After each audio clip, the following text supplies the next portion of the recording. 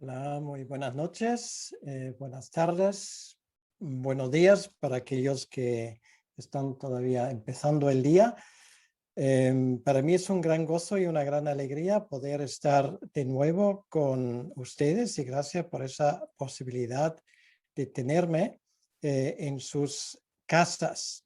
Pues hoy vamos a llegar al capítulo 11 de la exposición del Evangelio de Marcos, y es un momento decisivo, un momento importante para el ministerio de nuestro Señor Jesucristo que vamos a considerar hoy. Es lo que se ha tildado la entrada triunfal de Jesús en Jerusalén. Pues antes de llegar a esos detalles, simplemente quería compartir un dato curioso. Lo tengo aquí en mis apuntes y lo encontré hace 13 años, precisamente en el 6 de julio del año 2008, y era un artículo de un tal doctor Israel Inoki y apareció así en el New York Times.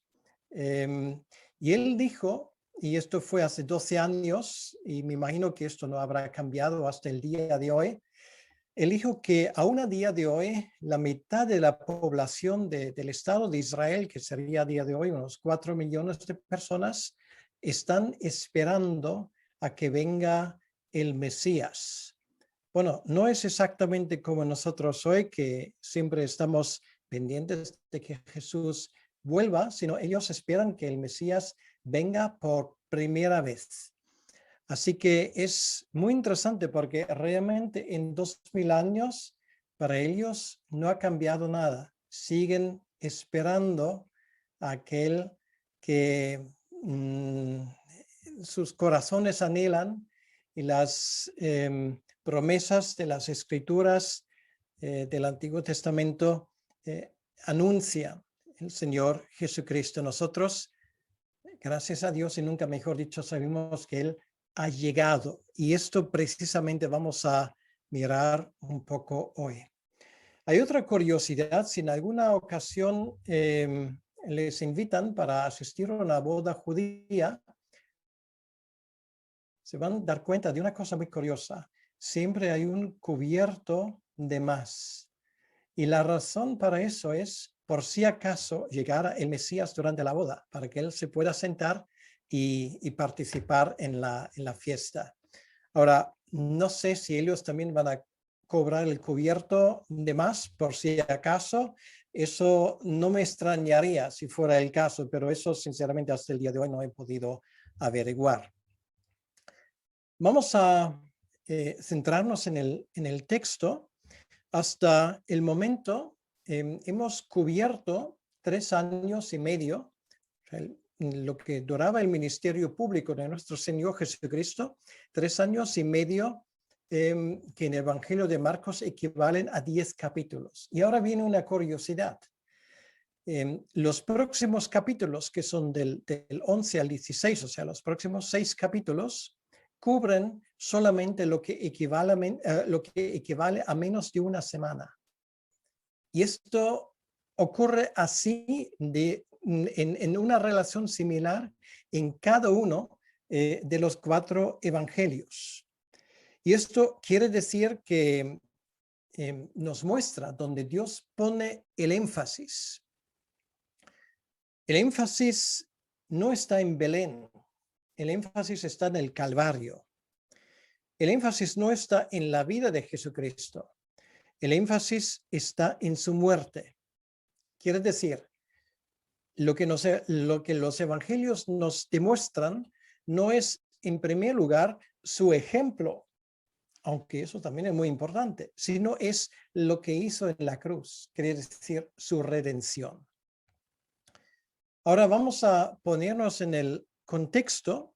La última vez consideramos Jesús que estaba sanando, entrando en Jericó a un ciego. Algunos han dicho, y no lo mencioné la última vez, que es curioso porque algunos evangelios hablan de 2 ciegos al salir de Jericó. bueno, realmente no tiene por qué ser una contradicción, porque él perfectamente puede haber sanado uno al entrar y otro al salir, porque Jericó tenía varias puertas de entrada y salida. Por lo tanto, no habría ningún problema con eso. Pero ahora viene el último tramo del camino que a Jesús le llevaba desde el norte del país, desde Galilea. De hecho, estaba más allá de esto, estaba en la zona de Ciro Fenicia, lo que hoy corresponde al Líbano, y todo el camino habían bajado hacia el sur. Y ahora saliendo de Jericó, lo dije la última vez y me gusta mucho que nos pusiésemos un poco en ese contexto. Estamos hablando de una ciudad que está aproximadamente 250 metros debajo del nivel del mar. La ciudad de Las Palmeras, con un clima subtropical o incluso tropical. Y ahora viene la cuesta, una cuesta muy empinada a través del desierto de Judea, los montes de Judea, subiendo literalmente a Jerusalén, que está situado a una altitud de aproximadamente 800 metros. Quiere decir, a un espacio que línea recta son 20 kilómetros, se sube unos 1000 metros. Entonces, si tienes que andar esto a pie, es difícil. Incluso yo recuerdo la primera vez que llevé un grupo de turistas ahí. La primera vez que subimos esa cuesta fue en un autobús bastante antiguo y yo pensaba, porque apenas el autobús, pues pensaba en cualquier momento, pues para y va hacia atrás, ¿no? O sea, eso fue una ocasión bastante curiosa, pero bueno, al final llegamos y el hecho que lo prueba es que estoy aquí ahora. Pero realmente es una cuesta muy empinada. Bueno, esto se hace, como en este caso, andando.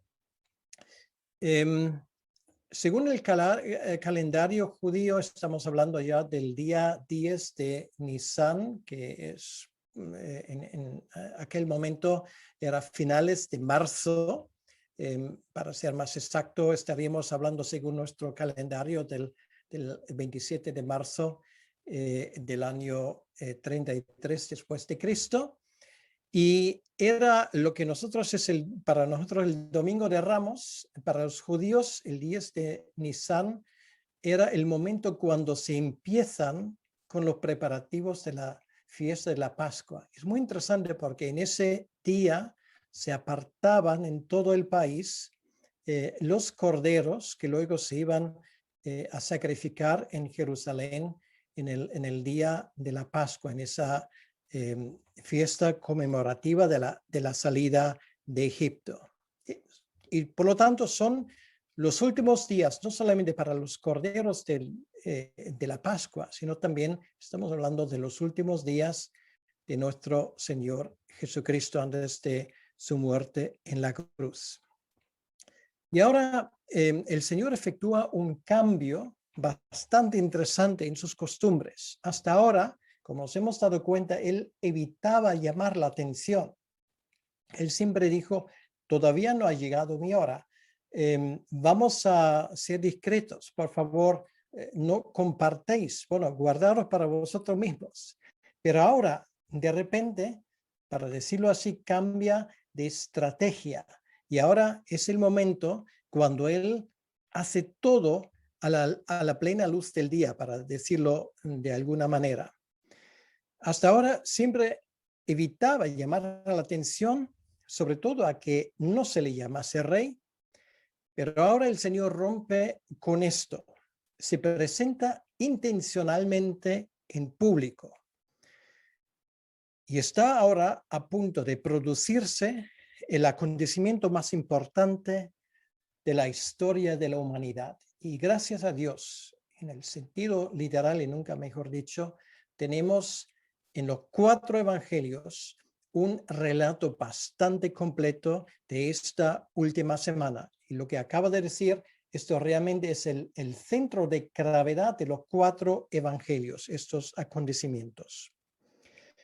Jesús quería ahora que todo el mundo se enterase y que hubiese muchos testigos.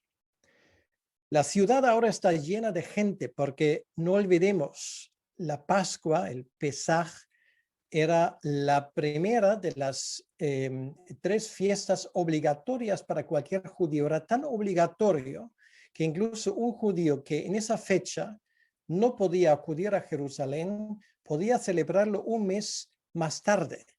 Esto era posible. Entonces vemos que realmente era tal vez de las 3 fiestas obligatorias el más importante, porque no se dan las mismas facilidades ni para Pentecostés o Shavuot, ni para el día de Sukkot o la fiesta de los tabernáculos. Para la fiesta de la Pascua, sí. Entonces, todo el mundo que podía buenamente entre los 20 y los 60 años estaba llamado a venir a Jerusalén. Y la gente literalmente vino. Si leemos los evangelios con cuidado, nos damos cuenta que llegaron desde el norte de África, ¿vale? Allí hay uno, en su momento vamos a hablar de él, Simón de Arimatea, que vino, ¿de dónde? De donde está hoy Libia, ¿vale? Del norte de África. Había gente que llegaba desde Babilonia, haciendo un trayecto muy largo a lo largo del río Eufrates, luego pasando por el valle del Jordán para estar en Jerusalén en aquella fiesta. Por lo tanto, algo muy importante, y Jesús podía esperar de tener muchos espectadores en este momento. Todos los 4 evangelistas cuentan lo que a partir de ahora está pasando. Y esto me lo imagino para traducirlo a nuestro tiempo, al inicio del siglo XXI, es si todas las estaciones televisivas del mundo estuvieran cubriendo este acontecimiento en vivo. O sea, si los 4 evangelistas pues cuentan algo, pues tiene que ser realmente importante. Y eso es lo que ocurre ahora. Jesús vino a morir a Jerusalén y él quería que todo el mundo se enterase. No sería como la muerte de Juan el Bautista, una muerte que ocurrió en secreto. Bueno, fuera del alcance, para decirlo así, del público. Porque de esta manera nadie podía negarlo. Todo el mundo sabía lo que había pasado en la ciudad. Y si nos acordamos lo que Jesús dice en su momento, lo que los 2 que van con Jesús a Emaús, lo que le dicen en su momento es, ¿eres tú el único que no se ha enterado de lo que ha pasado en Jerusalén? Tenemos ese testimonio y nos damos cuenta que toda la ciudad estaba al tanto, ¿vale? Esto no ocurrió en un rincón y esto es lo que Jesús quería. Delante de un público, para decirlo así, multitudinario, él entra en la ciudad. Públicamente, él ministra en sus últimos días. No había ni un movimiento que él hace durante los 6 días que no fuese de alguna manera recordado o incluso, como lo tenemos aquí en los evangelios, incluso recordado por escrito. Todo el mundo se enteró. Por lo tanto, tenemos hoy ese relato, esos 4 relatos tan detallados de los últimos días de Jesucristo. Otra cosa que nos llama la atención, y perdón por esa introducción un poco más largo, porque todavía ni hemos leído el texto, todo esto era un asunto, humanamente hablando, altamente arriesgado. ¿Por qué? Porque había una orden de detención contra Jesucristo. O sea, el ir ahí en público realmente daba a las autoridades pie a arrestarle en cualquier momento. Juan dice en el capítulo 11, versículo 57 de su evangelio, y los principales sacerdotes y los fariseos habían dado orden de que si alguno supiese dónde estaba, lo manifestase para que le prendiesen. Bueno, esto es lo que hoy se llama una orden de busca y captura, ¿vale? O sea, hacer esto en público, humanamente hablando, aún aumenta el riesgo de ser detenido inmediatamente. Bueno, y a partir de ahora, una vez que él entra en Jerusalén, ya no era difícil de localizarle. Y como veremos en los próximos domingos, si el Señor lo permite, él se enfrenta ahora públicamente con sus enemigos, los fariseos, los saduceos, los que son digamos, del partido de Herodes, etcétera, etcétera. Y una cosa más,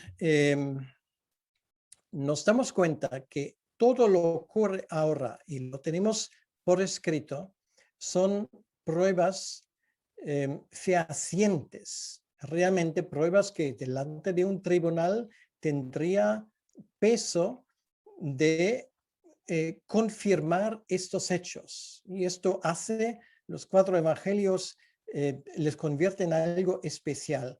No tenemos una fe que se basa sobre sueños, sobre ideas, sino sobre hechos históricos. Y yo personalmente no me canso en insistir en ello. Y esto es lo que la fe cristiana digamos, diferencia de otras religiones, si puedo usar esta palabra. Bueno, después de esta larga introducción, sí me gustaría leer ahora esos 11 versículos para que tengamos un poco más de contexto. Marcos capítulo 11, versículo 1, dice así: cuando se acercaban a Jerusalén, junto a Betfagé y a Betania, frente al monte de los Olivos, Jesús envió 2 de sus discípulos.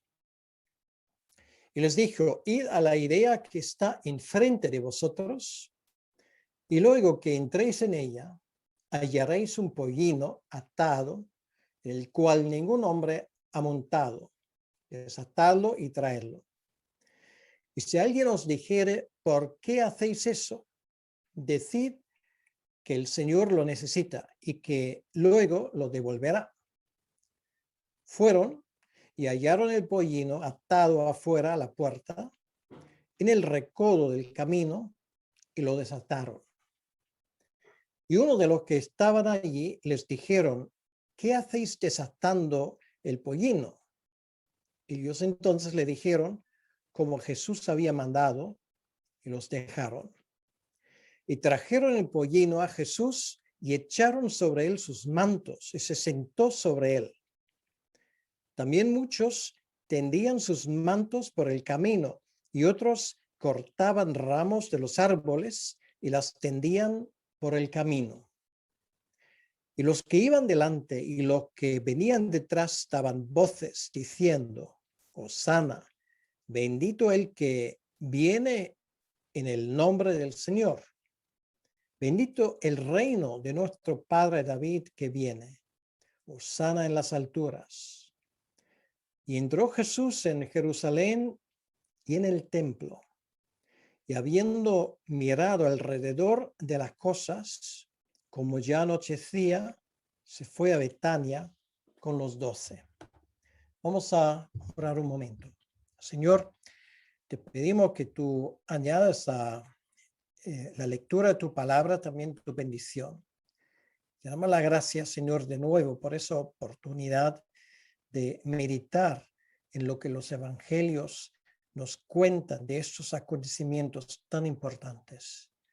Te damos las gracias, Señor, que en estos momentos tú estás con nosotros y quieres abrir nuestro entendimiento por tu Espíritu Santo. Y esto es lo que te pedimos de corazón, que tú nos hables. En tu nombre, Señor, te lo pedimos. Amén. Bien, van por el Monte de los Olivos. Es, para decirlo así, si subes desde Jericó, sería la entrada a Jerusalén. El Monte de los Olivos es el monte que está detrás de mí. Y obviamente es una foto moderna, no había fotografías de hace 2000 años. Entonces podemos imaginarnos ese monte, bueno, sin esos edificios, iglesias que hay ahora repartidos por ese monte. Una cosa sí es cierto, los judíos siempre esperaban el Mesías por el camino del Monte de los Olivos. O sea, esto era una tradición que se había establecido entre los judíos. Ellos pensaban, si el Mesías llega en algún momento, va a llegar por el Monte de los Olivos. Es la razón porque hoy el cementerio más antiguo que está en función de forma ininterrumpida desde hace más de 2000 años, es el gran cementerio que hay en el Monte de los Olivos, porque los judíos creen que aquellos que están enterrados ahí serán los primeros en ver al Mesías cuando él venga. Por lo tanto, allí hay muchas cosas sumamente interesantes. También el pueblo que se menciona aquí, Betania, sigue existiendo hasta el día de hoy. Es el Azaría, en árabe se llama así, lo cual quiere decir la ciudad de Lázaro. ¿Por qué? Porque fue en esa ciudad donde, bueno, más bien ciudad, un pueblo, donde Jesús al pasar, y esto lo podemos ver en el capítulo, creo que es 12, bueno, puedo equivocarme en esto, de Juan, que él sanaría a Lázaro. Entonces, esto queda tan patente que hasta el día de hoy, ese pueblo que pertenece a los territorios palestinos lleva el nombre de Lázaro, la ciudad de Lázaro se llama. Bien, entonces él pasa por el Monte de los Olivos, luego bajaría al Valle del Quedrón, este río que normalmente poco agua lleva, y de allí, bueno, subiría por lo que hoy sería una de las puertas de la ciudad que da hacia el este y entraría ya directamente en el recinto del templo. Ese recinto del templo era accesible desde el Valle del Quedrón. Ahora, es el momento cuando él da una orden a sus discípulos bastante curiosa, que a la vez demuestra la naturaleza de su ministerio. Dice en el versículo 2, ir a la aldea que está enfrente de vosotros, que sería indudablemente la aldea de Betania, y luego que entréis en ella, hallaréis un pollino atado, en el cual ningún hombre ha montado.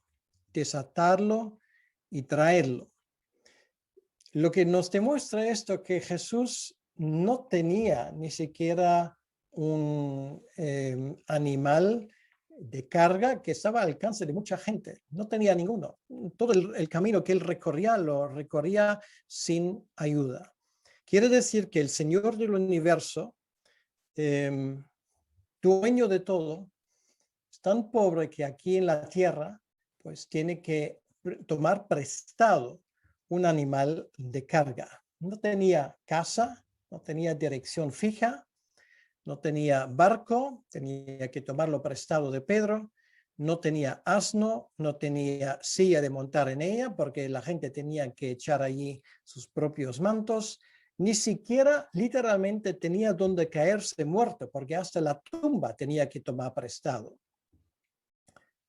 Así podemos entender las palabras de 2 de Corintios capítulo 8, versículo 9, donde el apóstol Pablo resume esta forma de actuar y cito, por amor a vosotros se hizo pobre, siendo rico, para que vosotros con su pobreza fueseis enriquecidos. Y esto es literalmente lo que pasó. Él murió como alguien que literalmente no poseía nada, salvo las cosas que llevaba sobre su cuerpo. Y sin embargo, nos hizo tan rico que ahora nosotros hemos llegado a ser herederos de su propio reino. Ese pensamiento solo realmente nos hace, nos debería hacer meditar bastante. Pero a la vez, él controla y domina la situación. Todas las cosas ocurren exactamente como él dice. Y exactamente como él describe la situación, los discípulos lo encuentran. Este es nuestro Salvador, capaz de simpatizar con nosotros porque es hombre, pero omnipotente y capaz de salvar porque es Dios. Y tal vez en pocas situaciones lo vemos con tanta claridad, como en esta situación. Él ya predice todos los detalles de un acontecimiento en el futuro a sus discípulos. Bueno, es una cosa realmente a primera vista trivial encontrar un asno en el sitio donde él lo dice. La situación se desarrolla exactamente de la manera como él lo dice, y obviamente esto nos enseña una cosa: hasta las cosas más triviales, lo que para nosotros puede pasar a ser trivial, delante de nuestro Señor son cosas que están en sus manos, están bajo su control, están bajo su dominio, y ninguna cosa es suficientemente trivial como para no tener importancia para Dios. Otra cosa que me llama la atención es que allí él manda en 2 de sus discípulos. Es una cosa que es muy característico. Jesús no manda a gente sola, los manda de 2 en 2. También los manda de 2 en 2 cuando él los manda a predicar. ¿Por qué? Bueno, porque necesitamos gente a nuestro lado que nos anime. Jesús no predica esa extraña doctrina de los rambos espirituales que parecen que todos son capaces de hacer ellos mismos se comen el mundo. Ya lo he dicho muchas veces, la versión en español sería Juan Palomo, yo me lo guiso, yo me lo como. Lo he dicho muchas veces para que se me entienda. O sea, ese tipo de lobos solitarios que todos lo resuelven, pues puede que existe en la vida humana, pero en el reino de Dios no tiene cabida. Necesitamos gente alrededor que nos anime. Bueno, no quiero hacer demasiado de esa historia, pero me parece suficiente importante, por lo menos si los evangelios lo mencionan, también quiero mencionarlo.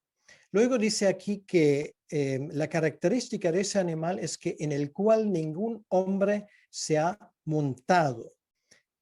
Esto era una costumbre en aquel entonces. Normalmente los reyes iban por caminos donde nadie había viajado. O sea, cuando un rey vino a una ciudad, en muchas ocasiones, desde luego lo hicieron los romanos así, se construía una nueva carretera y se construía un nuevo arco para pasar por debajo. Por eso en Roma está llena de arcos de triunfos, como se dice, porque esto era la idea, pues una puerta, aunque fuera simplemente simbólica, donde nadie hasta el momento había pasado.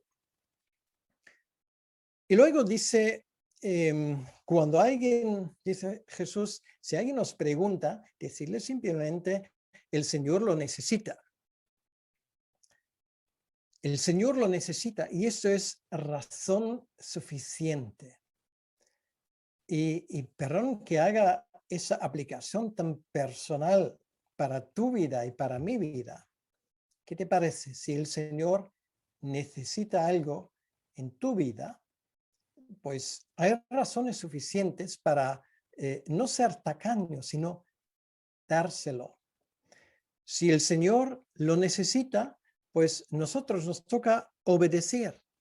Si el Señor quiere hacer algo, nadie se lo puede impedir, y si tú puedes hacerlo, pues tanto mejor.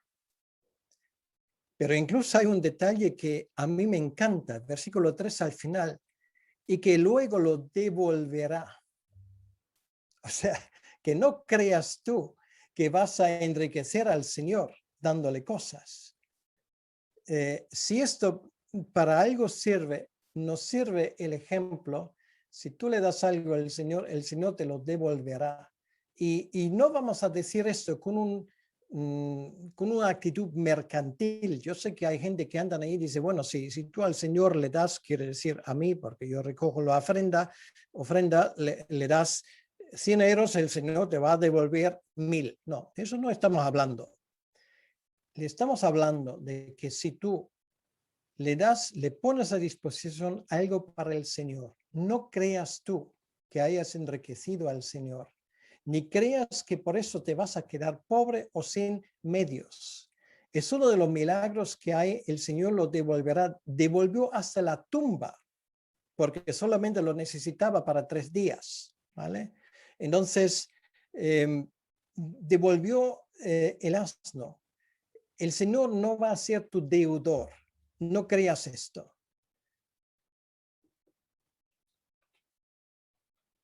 Luego la historia sigue, y si leemos los versículos 4 al 7, nos damos cuenta, simplemente dice que todas las cosas que el Señor había dicho ocurrieron exactamente de esa manera. Los discípulos, los dos, que además pues aquí salen de forma anónima, encuentran todas las cosas tal y como Jesús lo había dicho. No entra, y esto es otro detalle que me parece importante, por las puertas de Jerusalén, él no entra en un caballo. Esto era, normalmente, estamos en los tiempos de los romanos, y si alguien importante entra en Jerusalén en caballo es muestra de poder. Él entra en asno. Es la razón por la cual pienso que si Jesús hubiese tenido un coche hoy, posiblemente hubiese conducido un Dacia y no un Mercedes 600. Pero bueno, son cosas mías. Pues las cosas son sencillas en sus manos. A él le sirve perfectamente este animal. Y ahora la reacción, estamos en el versículo 8, de la gente es apoteósica, realmente. Le dan la bienvenida, una bienvenida digna de un rey. No hay que olvidar, el día anterior, él resucitaba a alguien de los muertos, Lázaro, ¿vale? A línea recta, como mucho 2 kilómetros de esos acontecimientos. La fama de este ministerio de 3 años y pico en Galilea, pues indudablemente ha llegado a Jerusalén. La gente en Jerusalén no solamente eran los jerusalemitas que estaban viviendo allí, sino, no hay que olvidar, es momento de la Pascua, ¿vale? De esa fiesta. Por lo tanto, mucha de esa gente que ahora jubilan y le dan la bienvenida, pues posiblemente eran sus próximos compatriotas de Galilea, porque le conocen, le han visto, han escuchado esas historias durante 3 años y pico. Y muchos de los habitantes de Jerusalén, claro, era la capital, se habrían enterado. Y a muchos les empezó ahora a pasar por la cabeza, tal vez ahora es el momento de que este Mesías prometido finalmente nos va a librar. Y empiezan a aplaudirle, a gritar, empiezan a darle la bienvenida. Es un momento realmente solamente comparable como cuando, por ejemplo, Argentina mete el gol en el final del Mundial. O sea, la gente realmente estaba entusiasmadísima y fuera de sí. O sea, era un momento donde una palabra de Jesucristo hubiese bastado y la gente le hubiese tomado el palacio del gobernador, digamos, por sus propias fuerzas. Sin embargo, las cosas no salieron de esa manera, porque la misma gente que ahora le aplaudía pocos días después iba a pedir del gobernador romano la pena de muerte, la crucifixión. Bueno, ¿quiénes son los que le aplauden? Los que han venido con él y algunos de la ciudad, seguramente. ¿Y cómo es la reacción? Leemos en el versículo 8, tienden sus mantos y echan ramos. Esto es un honor digno de un rey. Muestran su amor, muestran su gratitud. Y los que no podían echarle algo de su propia propiedad cortaban ramos de los árboles. Era señal de libertad, de victoria, de gozo.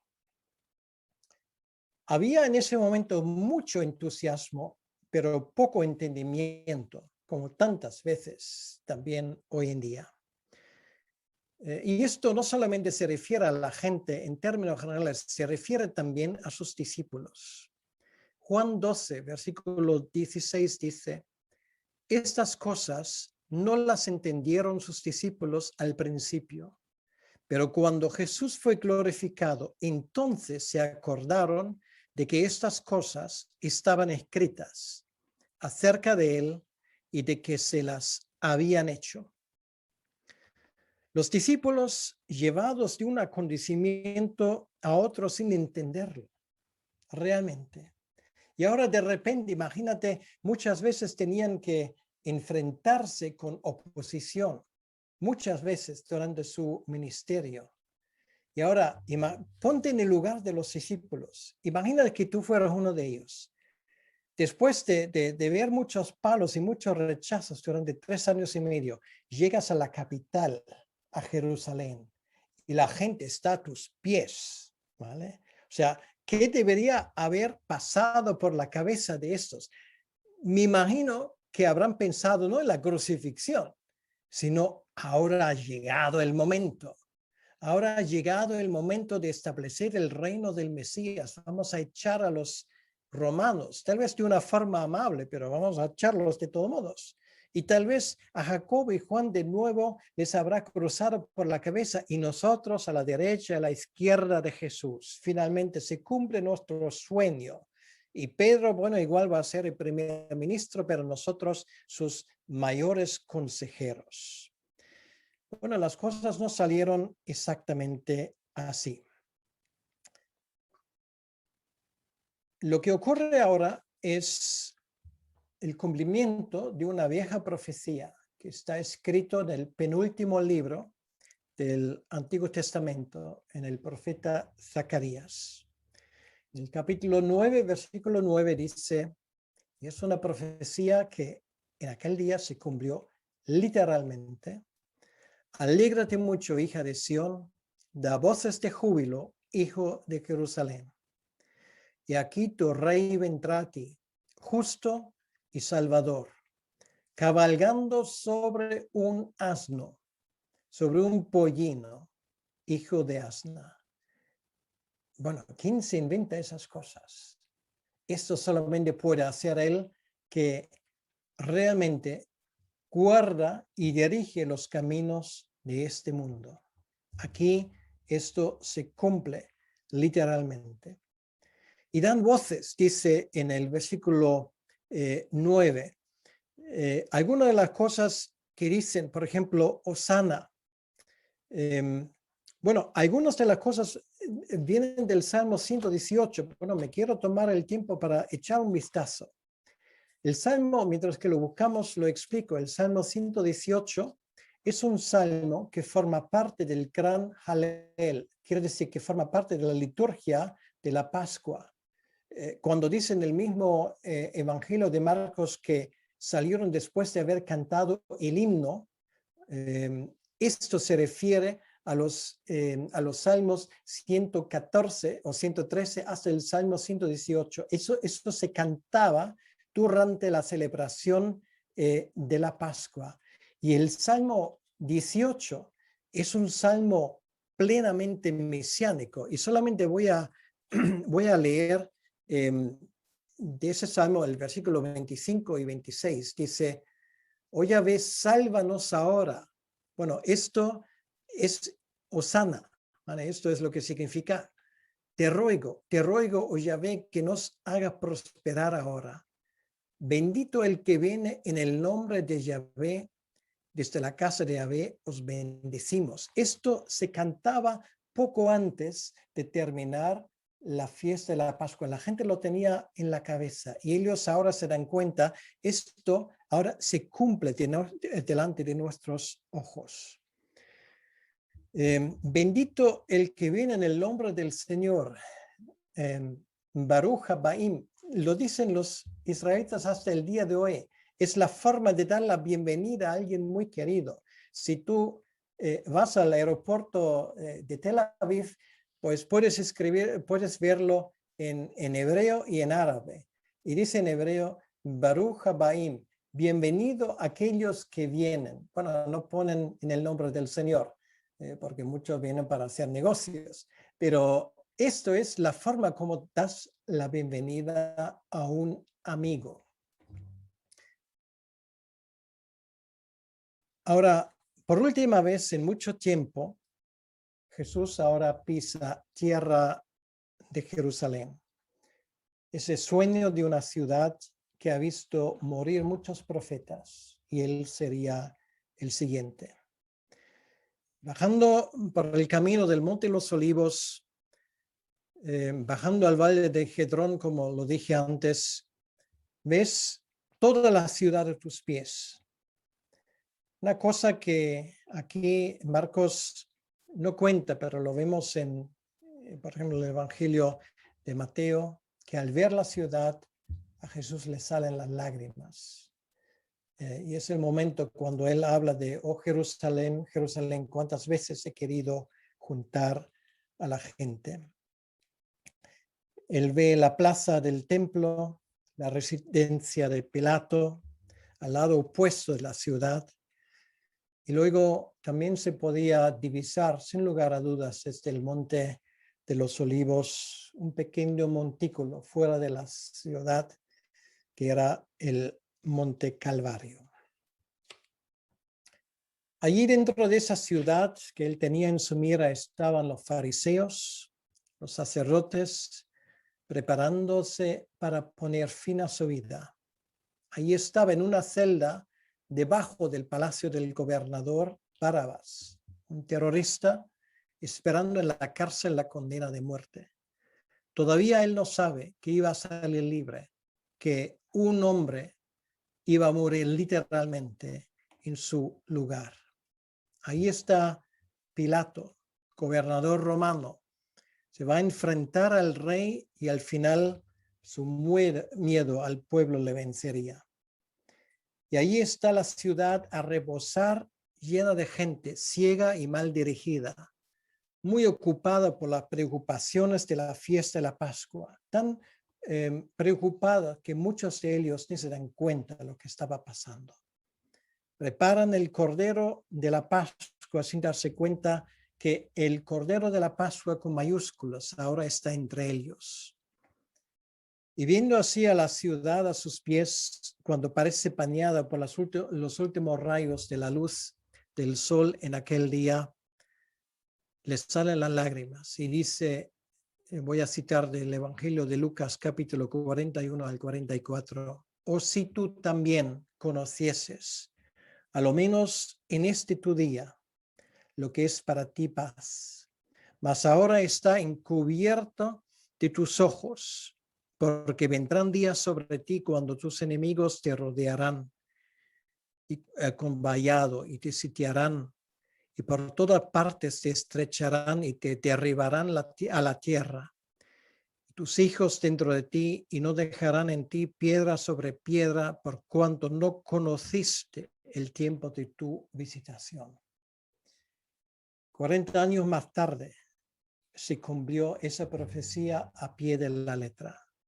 Los ejércitos romanos destruyeron la ciudad, el templo, todo.